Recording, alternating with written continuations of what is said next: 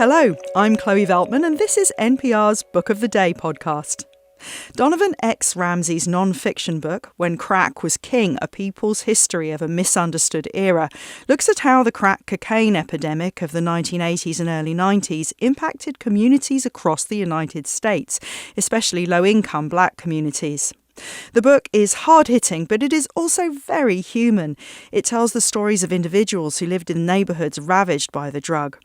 Ramsey isn't an apologist for drug dealers, but as the author tells NPR's Ayesha Rascoe, neither were they superpredator kingpins. One of Donovan X. Ramsey's earliest childhood memories was of Michelle from down the street. Every night as I was falling asleep, she would start, her activity, and that consisted of playing loud music. She loved If Only You Knew by Patti LaBelle, and she would play it on a loop. And I felt connected to her. And I, came to understand as I got older that she was dealing with addiction, that she was a crack addict. Decades later, he's written a book called When Crack Was King, A People's History of a Misunderstood Era. It's a work of nonfiction told through the eyes of several people, including an addict, a drug dealer, and a politician. He begins the book by describing the lives of the people before crack cocaine hit their neighborhoods. That was super important to me as somebody whose community was impacted by this, as a Black person, as a Black journalist, because our lives are often treated as though they have no context and no meaning. So being a child of the 80s, I was born in 1987, I have never existed in a world where crack did not exist. And I desperately wanted to know what my community was like before crack. I have to say, I was really struck by the story of Sean, because Sean grew up in the exact same projects in Newark as my dad and his family. So hearing the story of crack in Newark was extremely close to home for me. But tell me about Sean, because he got involved in another side of the crack epidemic, when she became a dealer. Yeah, Sean McCrae, born in the early 70s, he grows up in the projects, right? And he's a part of what people don't realize, an incredible community in the projects that you can't, stack hundreds of people on top of each other and not create a community.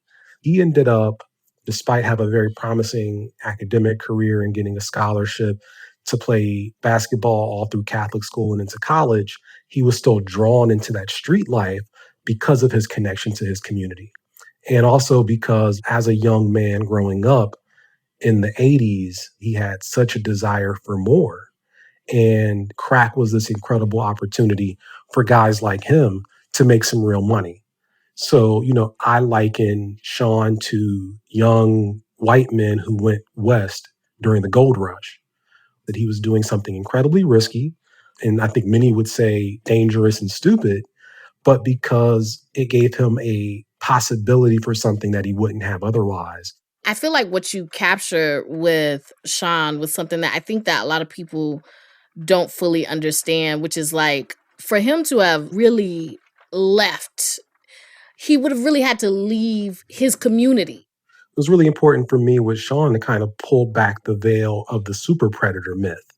Hillary Clinton very infamously, was on camera giving a speech about how young Black men that were selling drugs were superpredators who, quote, needed to be brought to heel. And the truth about Sean is that he was just an average kid who saw a way out. And anybody that's come from tough neighborhood like I did, like Sean did, like many Black folks in America do, that you are told that your goal should be to get out of your neighborhood. And no one that makes that your goal ever accounts for the isolation, the loneliness of having to be the only one, being the first one in every room that you go in for the rest of your life.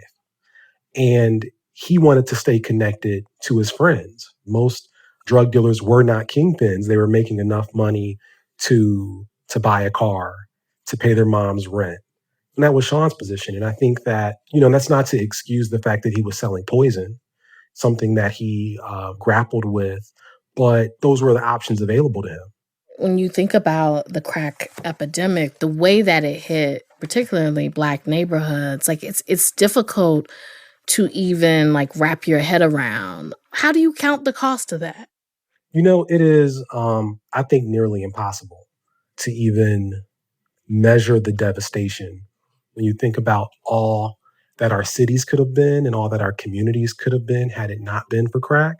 But I think that despite of our inability to measure crack's impact, there are some clear things that we owe the people who survived it as a way of trying to repair the damage that we can measure, like sentencing disparity between crack and powder cocaine that still exists, despite the fact that those substances are chemically identical, that they're the same substance.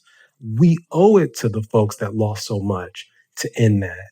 We owe it to those folks to end mandatory minimum sentences.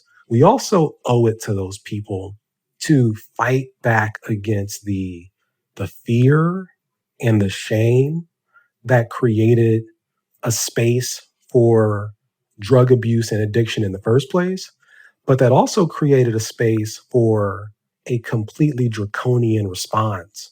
Do you think that much has changed since then? We're currently in the middle of another drug epidemic with opioids and fentanyl.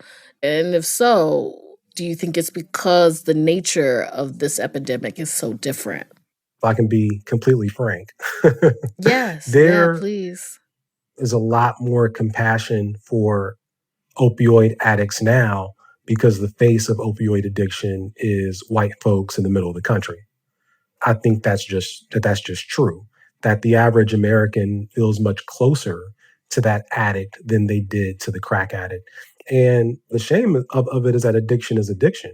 And also that because we refuse to have compassion for crack addicts, we missed an opportunity to fix the problem, right? That people who are struggling with opioid addiction now and don't have the services and resources they need in place don't have them because we didn't have a public health response to crack. Because all that we created was this huge drag net that we applied across communities of color. So now white folks are getting caught up in that drag net.